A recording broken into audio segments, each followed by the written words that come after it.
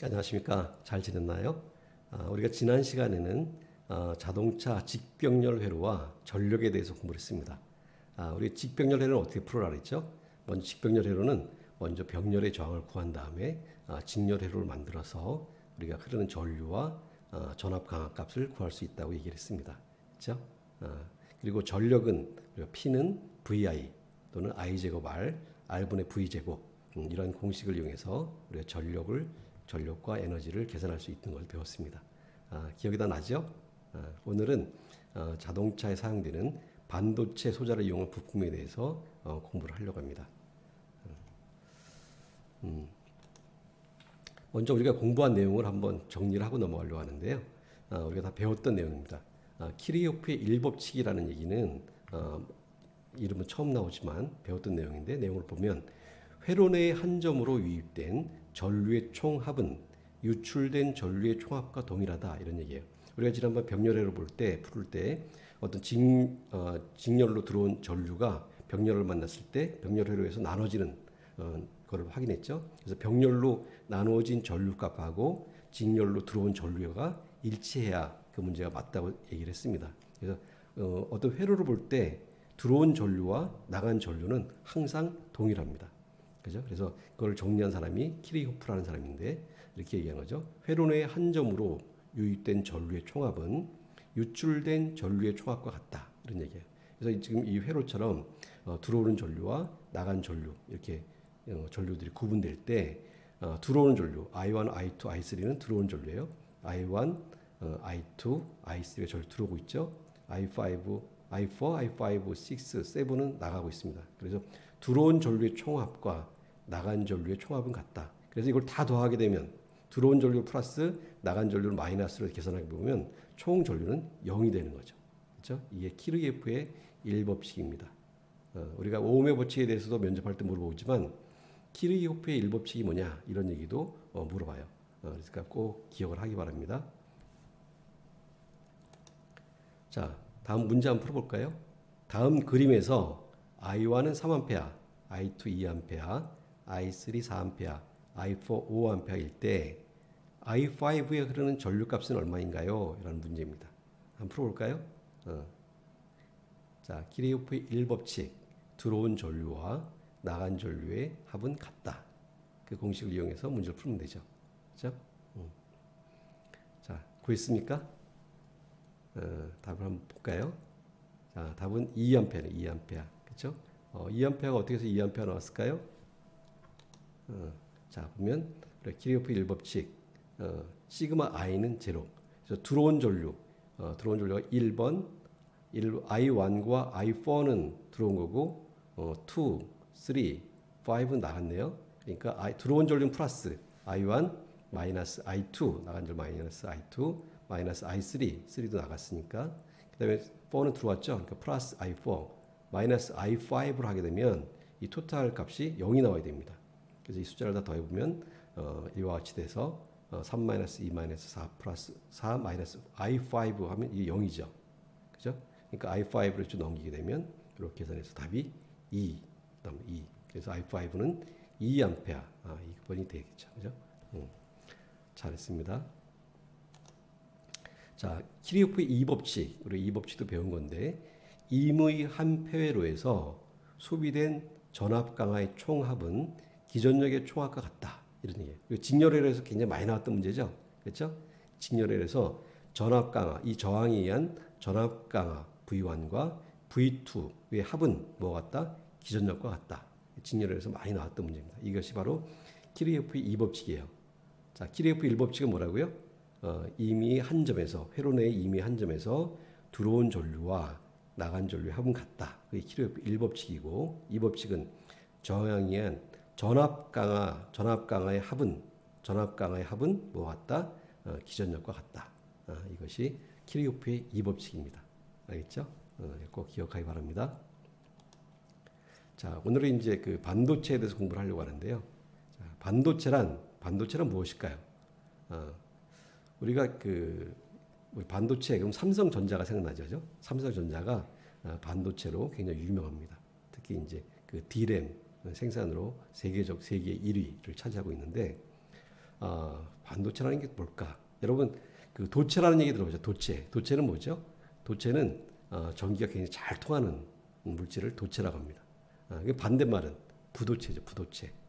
어, 도체는 잘 통하는 거고 부도체는 전기가 안 통하는 거고 반도체는 뭐예요? 반만 통하는 거예요. 반만. 도체와 부도체의 중간 물질 그게 반도체입니다. 반도체. 알겠죠? 그래서 여기 보니까 반도체란 도체와 절연체의 중간 성질을 띠는 물질이다 이렇게 나와 있어요. 그래서 반도체를 주로 사용하는 물질이 뭐냐면 실리콘과 게르마늄 이런 걸 이용합니다. 그 실리콘과 게르마늄은 뭐 4가 이렇게 되는데 이게 무슨 얘기냐면 모든 분자 구조들은 가운데 그 양성자가 있고요. 그 주위에 전자가 이렇게 돌고 있습니다. 그래서 전자가 몇 개 도느냐? 2개면 2가, 전자가 4개면 4가 이렇게 되는 거예요. 근데 실리콘과 게르마늄은 전자가 외곽에 있는 전자가 4개 있는 거죠. 4개. 그래서 이걸 이제 갖고 어떻게 만드느냐? P형 반도체와 N형 반도체를 만드는데 P형은 이제 포지티브 플러스형 반도체입니다. 실리콘이나 게르마늄에 3가인 인듐을 혼합하게 되면 P가 그 P형 포지티브가 되는 거예요. 원래 이제 분자들이 결합을 할 때 주변의 그 외곽의 전자가 8개가 되면 균형을 딱 맞춥니다. 안에 있는 양성자와 바깥에 전자가 8개가 되면 딱 균형을 맞춰서 중성이 돼요. 근데 이 3가 3개짜리를 합하게 되면 그 7개니까 8개가 안 되니까 플러스가 더 우세하겠죠. 그래서 그때는 P형 반도체가 만들어집니다. 그리고 N형 반도체는 실리콘이나 게르마늄에 5가인 비소나 인을 혼합하게 되면 이제 9개가 되잖아요. 그죠? 4가하고 5가니까 9개가 되니까 전자 하나 남아요.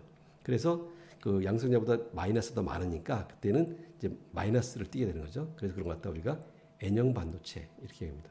그래서 그 반도체는 이런 P형 반도체와 N형 반도체를 만들어 놓고 이 두 가지를 어떻게 조합하느냐에 따라서 여러 가지 특성의 물질이 만들어지는 거죠. 그게 바로 반도체입니다. 자, 다이오드. 우리 자동차에서 이제 다이오드라는 게 쓰이는데 다이오드는 P형 반도체와 N형 반도체 두 개를 합친 거예요. 그래서 우리가 이제 일반적으로 다이오드 이렇게 얘기하는데 일반적인 다이오드는 PN 다이오드라고도 얘기해요. PN. 그래서 P형과 N형을 붙였기 때문에 PN 다이오드라고도 얘기합니다. 다이오드라고 하는 것은 여기 보니까 특징이 전류를 한쪽 방향으로만 흐르게 하는 반도체 부품. 전류를 한쪽으로만 흐르게 해요. 그러니까 전기를 줄 수는 있는데 받지는 않는 거죠. 그래서 어떻게 때 쓰냐면 발전기의 교류를 직류로 정류할 때 사용합니다. 그리고 발전기는 교류예요. 교류를 만들어요. 발전기 교류를 만드는데 자동차에 쓰는 전기는 직류잖아요. 그죠? 그래서 이 발전기의 교류를 직류로 바꿀 때 우리가 다이오드를 씁니다. 다이오드의 전류는 에노드에서 캐소드로 흐른다. 이렇게 되는데 에노드가 플러스고 캐소드를 마이너스를 캐소드라고 하는 거예요. 보면 이제 기호는 이렇게 쓰죠. 다이오드의 기호입니다. 이쪽이 에노드, 이쪽이 캐소드. 전기를 이쪽에다 플러스 주고 이쪽에 마이너스 줄 때만 전기가 흘러가죠. 여기 보니까 이렇게 방패가 있죠, 방패. 전기가 이쪽으로는 흐르지 않는 거예요. 캐소드에다 플러스 연결하고 에노드에다 마이너스를 주게 되면 전기 흐르지 않습니다. 전기를 항상 에노드에다 플러스 줄 때 전기 이쪽으로만 이렇게 흐르게 되는 거죠. 그 다이오드를 잘 살펴보면 이렇게 여기 밴드가 있어, 밴드. 띠가 있는데 이걸 우리가 캐소드 밴드라고 해서 전류는 캐소드 밴드 쪽으로 흐르게 된다. 이렇게 되는 거죠. 그러니까 이쪽이 에노드고 이쪽이 캐소드예요.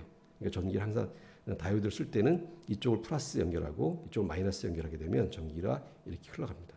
이게 이제 실제 그 다이오드의 모습인데요. 여기 잘 보니까 띠가 있죠. 이렇게 회색띠 같은 게 있는데 띠가 있습니다. 띠 쪽으로 전기가 흘러간다. 여기는 잘 보이지 않는데 잘 보면 보여요. 이렇게 띠가 있어서 그 에노드에서 캐소드 쪽으로 연결할 때만 전류가 흐르게 됩니다. 자, 다이오드 중에 또 이제 제너 다이오드가 종류가 몇 가지가 있습니다.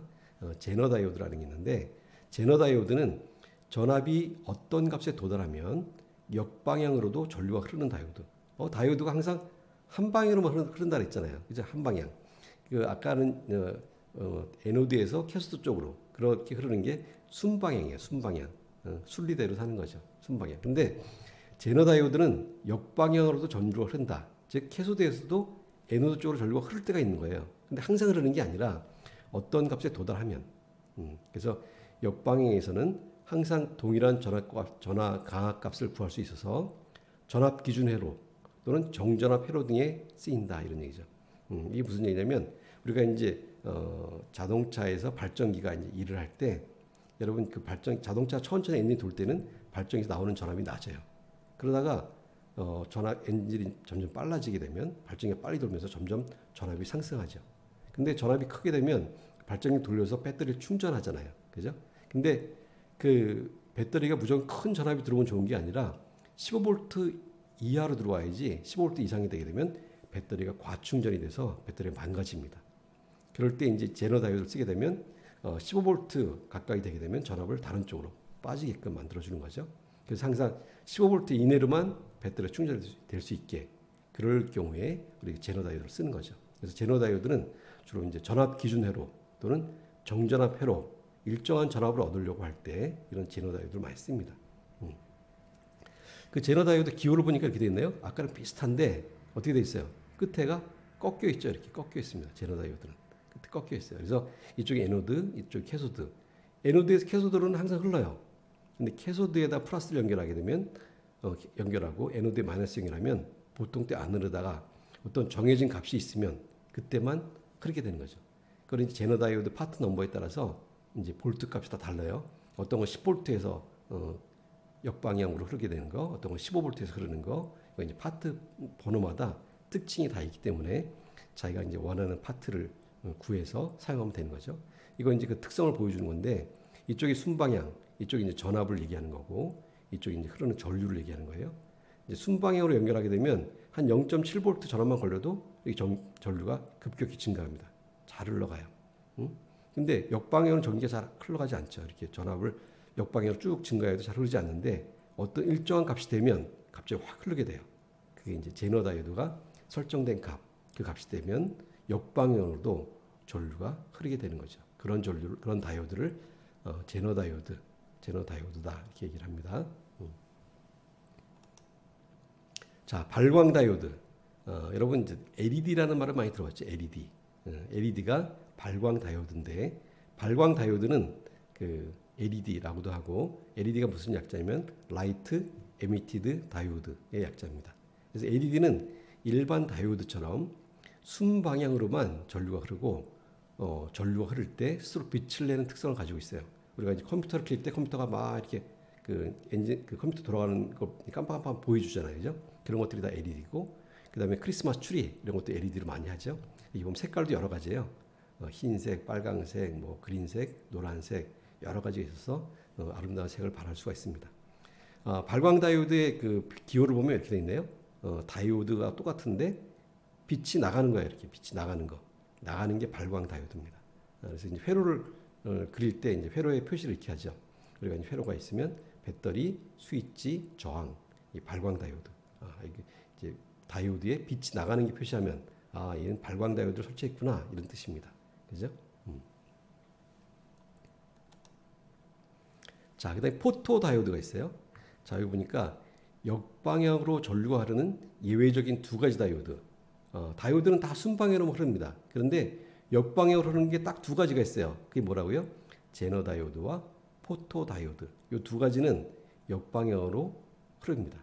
그래서 포토 다이오드는 빛을 쪼이면 역방향으로도 전류가 통하는 성질이 있다 그랬어요. 이게 이제 포토 다이오드 모습인데 이거 보니까 기호가 어떻게 돼요? 똑같은데 얘는 어떻게 돼요? 빛이 들어오는 거예요. 빛을 받으면 발광 다이오드는 빛이 나갔죠. 포토 다이오드는 빛이 들어오는 거예요. 빛이 들어오는 거. 그래서 이쪽이 에노드, 캐소드. 빛이 들어오면 캐소드에서 에노드 쪽으로도 전기가 흐른다 이런 얘기죠. 그죠? 이게 지금 회로가 있는데 이게 지금 보면 이쪽이 플러스, 이쪽이 마이너스니까 이쪽이 캐소드잖아요. 캐소드, 에노드. 이걸 거꾸로 설치했죠. 그러면 전기가 원래 흐르지 않아요. 흐르지 않는데 여기다 이제 프레시 같은 빛을 비추게 되면 빛을 받으면 이때 전기가 흐르게 되는 거죠. 빛을 받으면 전기가 흐르게 된다. 이게 이제 포토 다이오드입니다. 이해됐습니까? 자, 문제 한번 풀어볼까요? 자, 제너 다이오드를 사용하는 회로. 제너 다이오드는 어떤 때 쓴다 그랬죠? 자, 답이 뭘까요? 생각해 봤나요? 자, 답은 전압 정유회로, 전압 정유회로 이렇게 나왔네요. 보통 이제 정전압 회로, 기준 전압 회로 이런 것들이 제너 다이오드를 사용하는 회로입니다. 자, 다음 문제. 다음 그림은 전자 제어 장치에서 많이 사용되는 반도체 표시 기호이다. 자, 맞는 것은 어떤 걸까요? 여러분 잘 생각해 보세요. 빛이 들어오고 있어요. 빛이 들어오면 뭐라 그랬죠? 자, 포토다이오드. 예, 포토다이오드가 맞습니다. 여러분 기능사 시험 보면 이런 문제가 나와요. 이런 문제가 그렇죠? 우리가 공부를 하면 굉장히 쉽겠죠. 모르면 못 맞추겠지만 공부를 하면 얼마든지 맞출 수 있습니다. 자, 다음은 발광 다이오드를 설명한 것으로 틀린 것은 자, 1번 순방향으로 전류를 흐를 때 빛이 발생된다. 가시광선, 적외선 및 레이저까지 여러 파장의 빛이 발생된다. LED라고 하며 10mA 정도에서 발광이 가능하다. 빛을 받으면 역방향으로도 전압이 발생된다. 자, 어떤 게 틀린 거죠? 네, 4번이죠.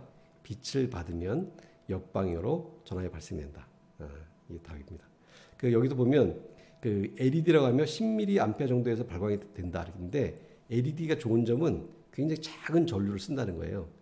그래서 우리가 집에서도 요새는 보면 LED 등도 많이 쓰죠. LED 등을 쓰게 되면 훨씬 전류는 적은 전류를 쓰면서 굉장히 밝은 빛을 냅니다. 그래서 굉장히 우리가 요새는 LED 등으로 많이 쓰고 있는 걸 볼 수 있습니다.